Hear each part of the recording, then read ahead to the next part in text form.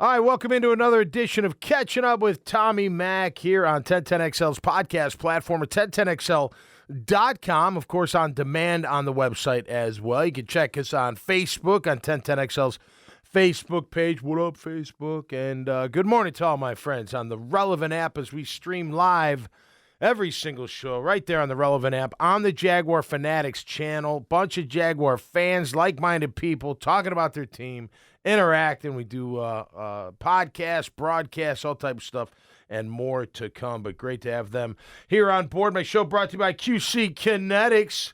2 locations, Ponte Vedra Beach and Mandarin.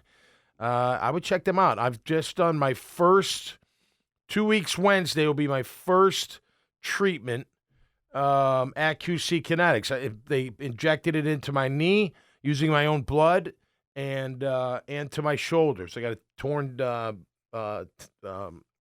rotator from my bicep tear, and a great-looking bicep. It's funny, when I wear shirts, everyone's like, man, you really do a lot of curls. I'm like, no, they're just broken, bro. They just look good in shirts because it comes right down there, and I think I got these big old things. They're not. They're all broken up. But nonetheless, feeling pretty good. Got 3 more treatments. I want to see how they go. But I tell you what, get a free consultation by just checking them out online. QC Kinetics with an X.com. And, of course, my boys down at the Southern Grill, Joey Farah. One of some of the best food you'll have right there in the city of Jacksonville on the South Bank, 800 Flagler Avenue. I'm talking brunch, lunch, breakfast, dinner, nightlife, the whole damn thing. From noon all the way, sunrise, sundown, and beyond. Speaking of and beyond, had a few beers yesterday. Fun. It was fun. Home by 9. It was kind of a quick thing, but we started filming The Horse's Mouth yesterday, back at Season 7, our brand new set. You got to come by and see it, Graham. Good morning or afternoon. How are you, buddy? Hello, sir. Not too bad. Good to see How are you? You got to come see the new set. We moved it all upstairs. Oh, nice. And it's all wrapped around. We can have we had a live studio audience. We had guests. We did 8 segments. Nice. 23 people came through the doors yesterday. It was a lot of fun, man. Some former players. Derek Ross, former running back. That was cool to see him. Big dude. Whew. Man, he must have really knocked down the door in that hole. But, yeah, great time. Dad bods tonight at Iggy's Bar and Grill. Come check us out if you like 70s, 80s, and 90s rock. We'll be at Iggy's on Bartram Trail Park Road or something like that in Julington Creek. Iggy's Bar and Grill. Supposed to be an awesome spot. Looking forward to it.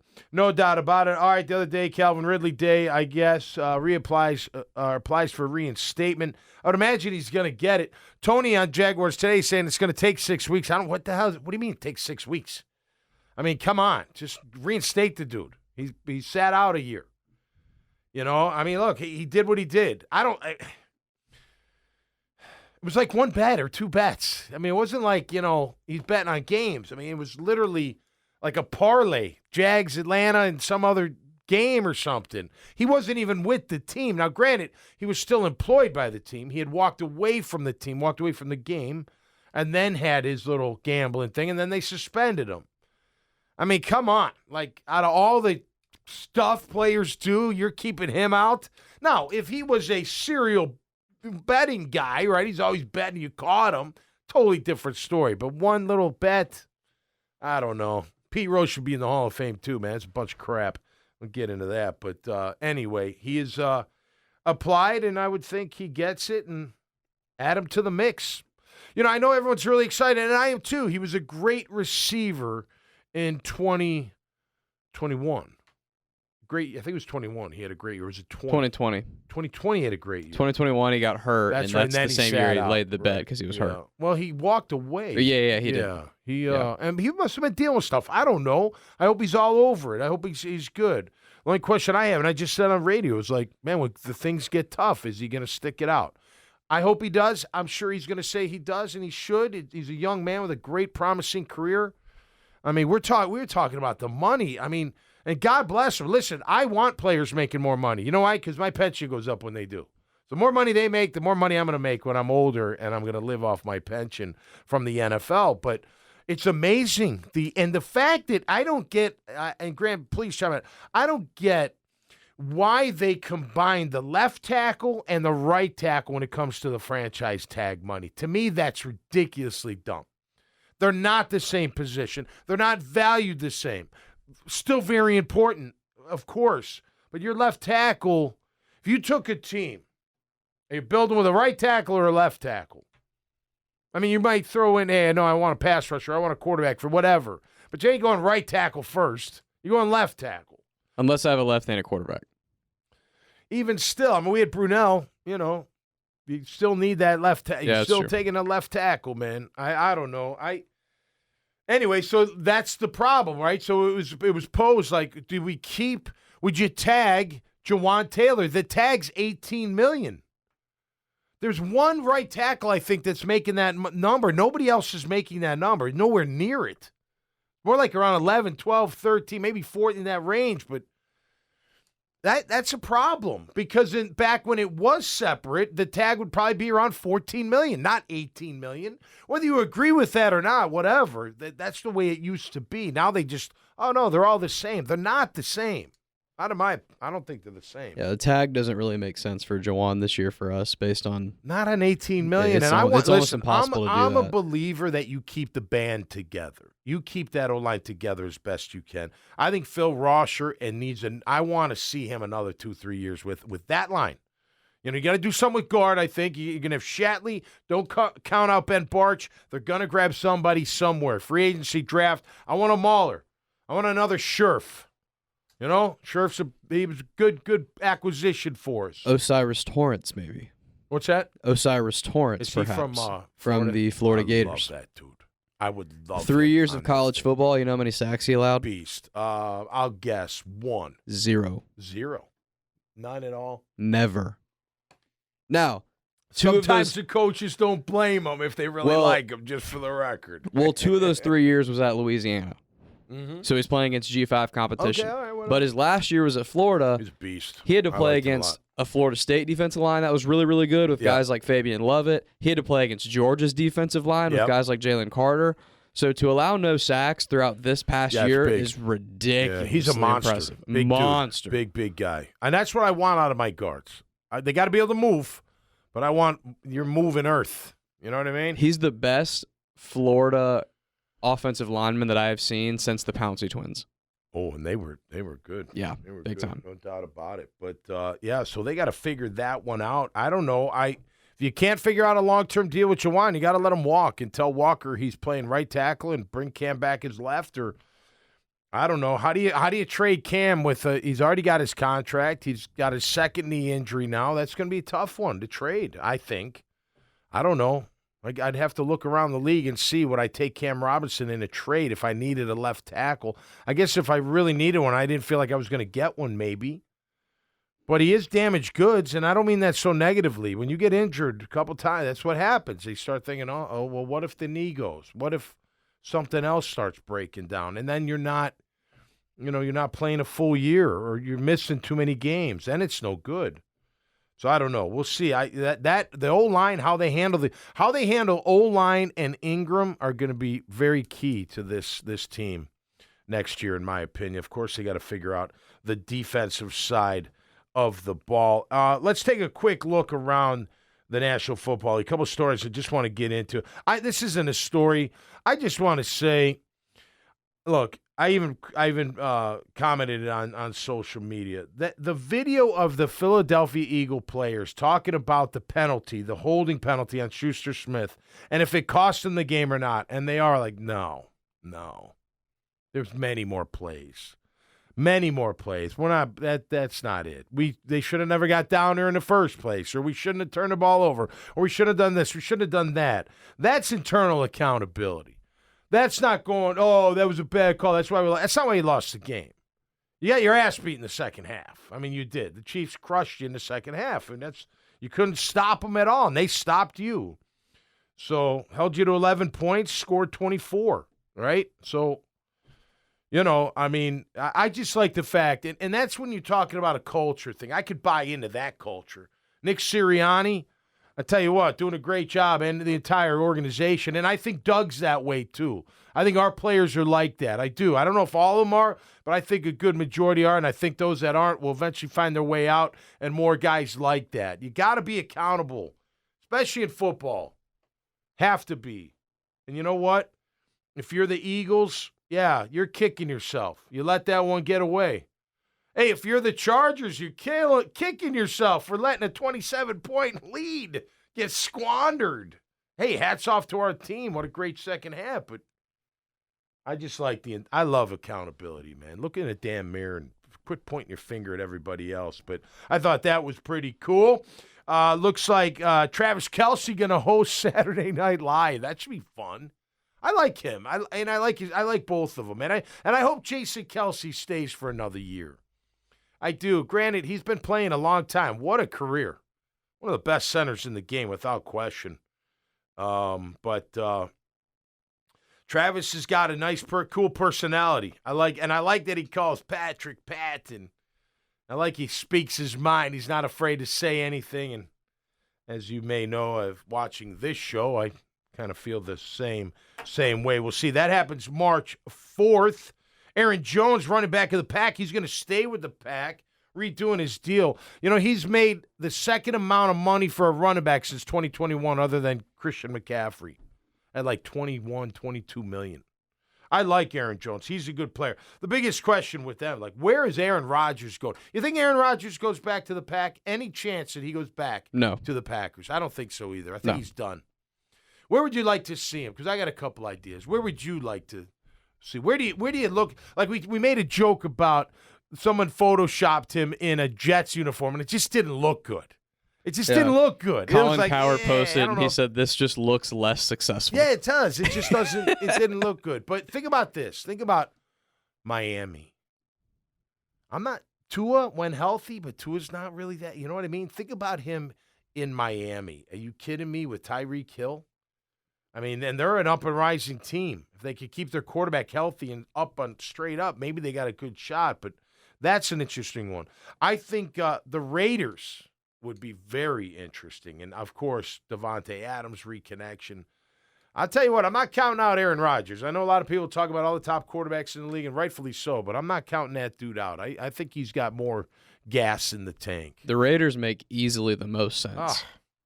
Reunite. I don't even know if it's close. Like Yeah. I was trying to think of others, like the Saints. I don't know if he would fit down there. They're still in salary cap hell too. Yeah, so they're about 55 over the cap. They're paying for a couple of years ago when they just kept kicking everything down the road. No, right. They're in that mode where they just got to pay all their dead cap. They got to flush it out. It's like having a bruise. You got to get the new blood in there, right? Correct. To get it flushed out. But I like to see. I don't know. I see him with a nice tan in Miami. Whipping that ball around. He can still whip it around, man. Oh, my God. He can't. With those receivers, I mean, you already said it, but with those receivers. And if they can keep Gesicki, the tight end, he's a good tight end, I mean, they got a good O-line overall.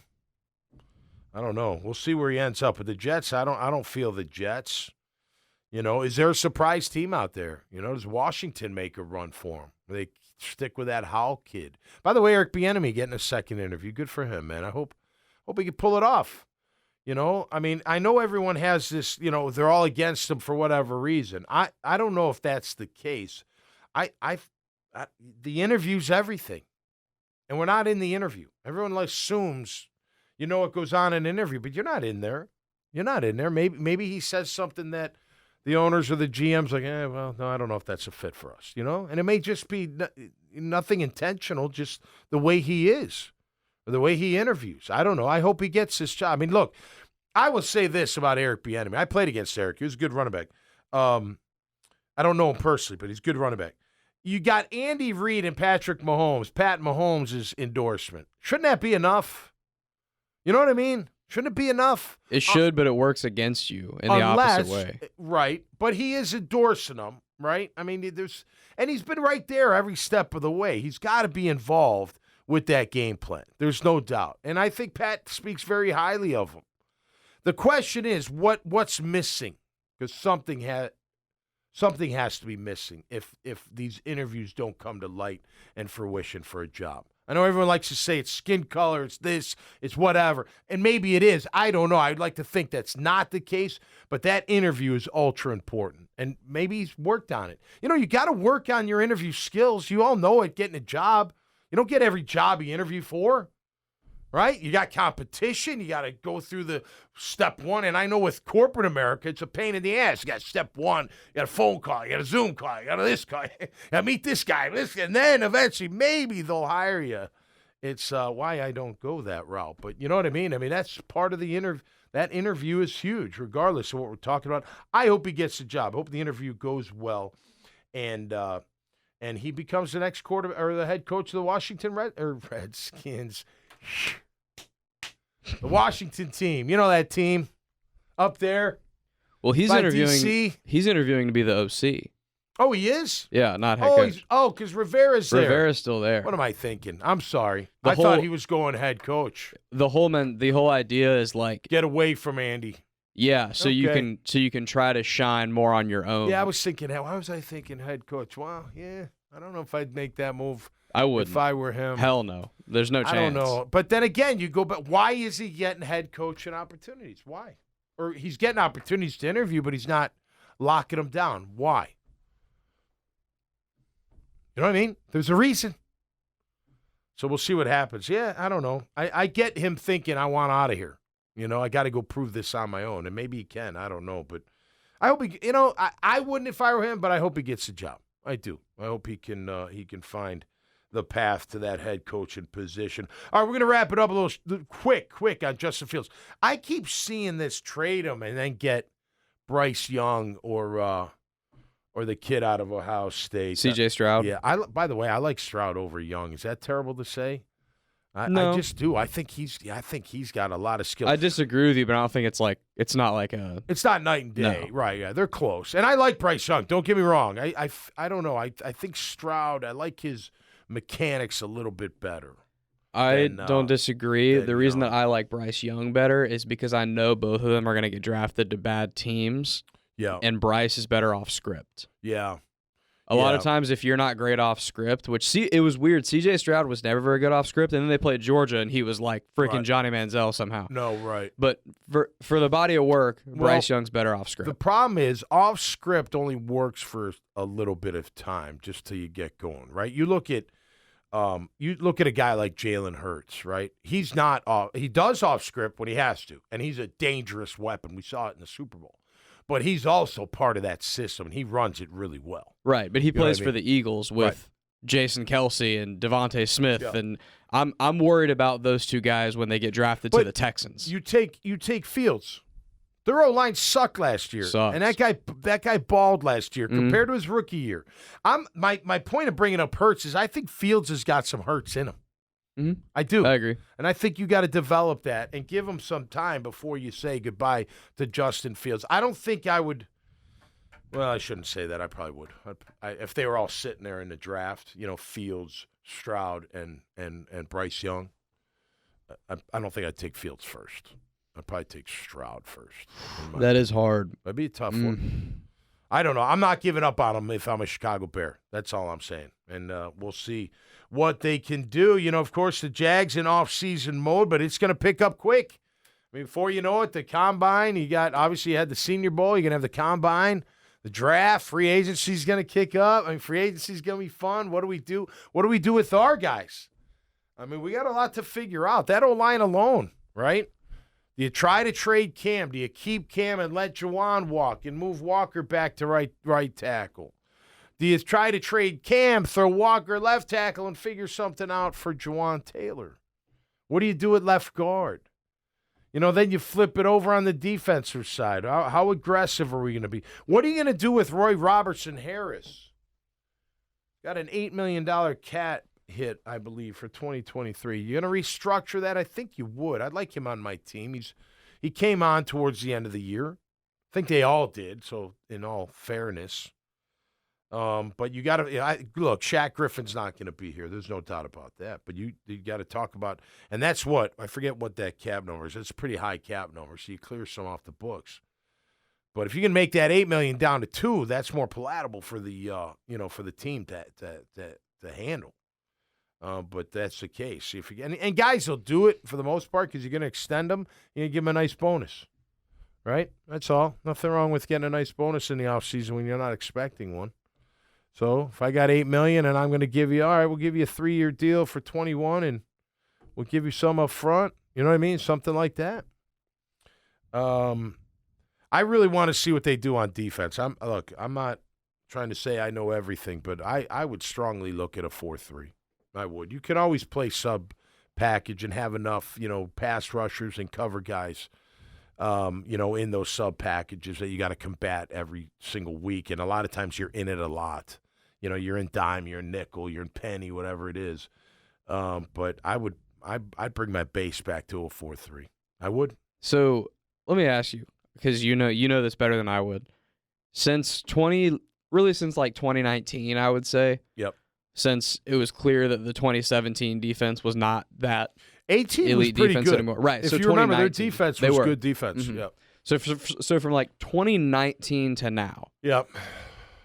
Correct me if I'm wrong, but does it not feel like every time they've had a 4-3 or a 3-4, whichever one, they've had personnel for the other one? Yeah. Right. It always feels like they have the wrong personnel. Well, the one they missed on, and we've talked about this, is the nose. And Doug said it wasn't that. He didn't say it wasn't that important, but that just wasn't a key thing that he was concerned about. I think it showed that you got. I mean, look, you can't run a 3-4. I've been through it without a strong nose. You just can't. And if he gets pushed back or pushed around, your backers ain't making plays. At least in a 4-3, you have a chance because he's not always getting doubled on the nose. Because of that 3 technique, the guard's got to help and hit the 3. You know what I mean? So it just, to me, if you want to, I don't know. I'm a 4-3 guy. I get it, but I look, if you don't have that stud nose tackle that doesn't get moved, I don't care how many plays he makes. If they're in his vicinity, I want him to make them, but I just want him to clog up the middle. And he's worth a spot on the roster, that kind of player. But if you don't have that, and you don't, Foley's not that. Foley's a better end, I think, or a 3. I think he could play a 1 where he's not doubled all the time. He can handle double team. Hey, all linemen have to handle a double team from time to time. Of course they do. But the nose is pretty much every time. And you got to have the beef to handle that. And I think Hamilton gets up too high when he gets tired. When he stays low to the ground, he's a beast. But I think I'd like to see him on a guard one-on-one. I like to see Foley on a guard one-on-one. I think those guys, you look at Chris Jones, you look at guys like that. I mean, that's pretty, I don't know. I want that on my team. Simmons, Tennessee. I mean, you know what I mean? Chris Jones, Fletcher Cox. I mean, you can build around that. Right? As opposed to trying to build around a 3-4. I don't know. Again, it's funny. Everyone says, you don't have to stop the run until you can't stop it. And then you're like, man, I wish we could stop the run. You have to stop the run when it's the most absurd thing I hear when people talk about. It's a passing league. You don't have to stop the run. That's so wrong. And also, the success that teams have throwing the ball is more reason to believe that you need to stop the run. Yeah. Because if you can't stop the run, and teams can throw the ball at an elite clip, you're screwed. You're never going to win. Right. How are you ever going to get off the field if they're running for 5 yards a pop and you can't cover their receivers? Right. And you got to at least slow down something. Right.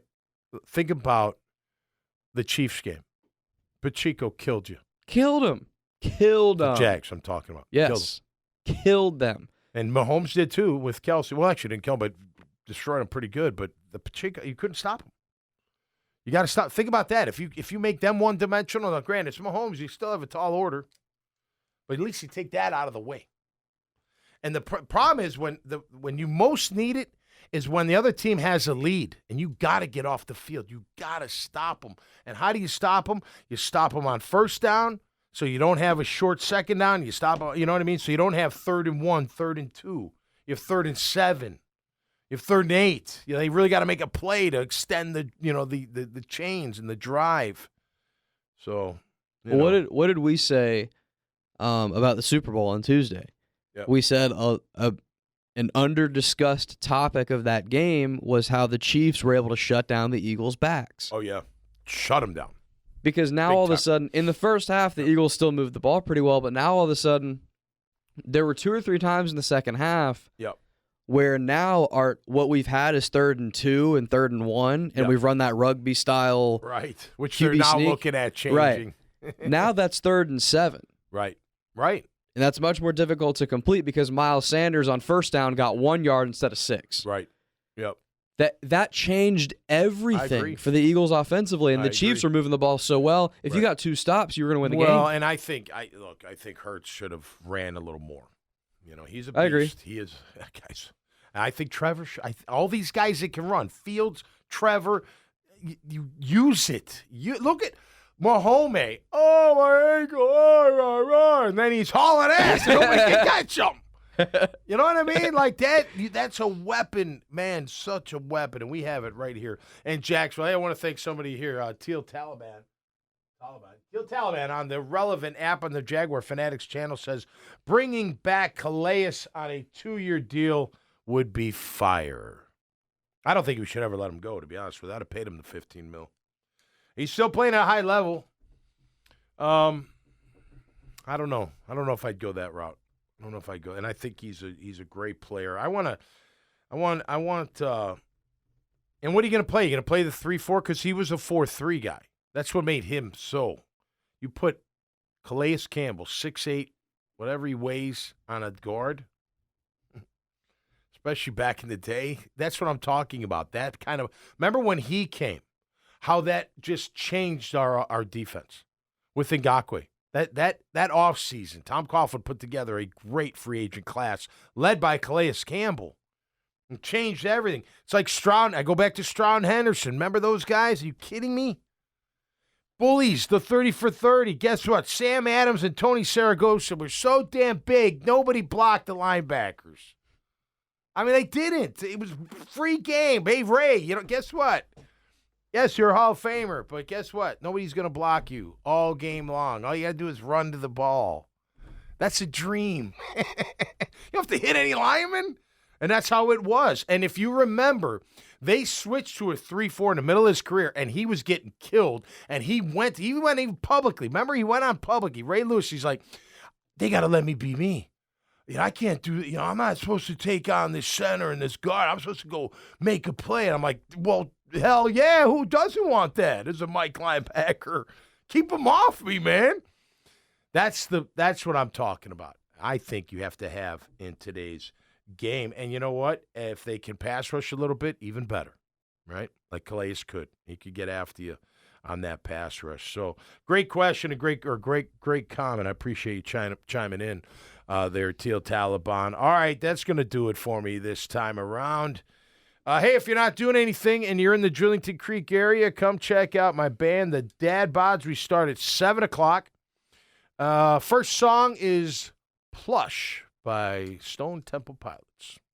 So that'll give you an idea how we're going to kick it off.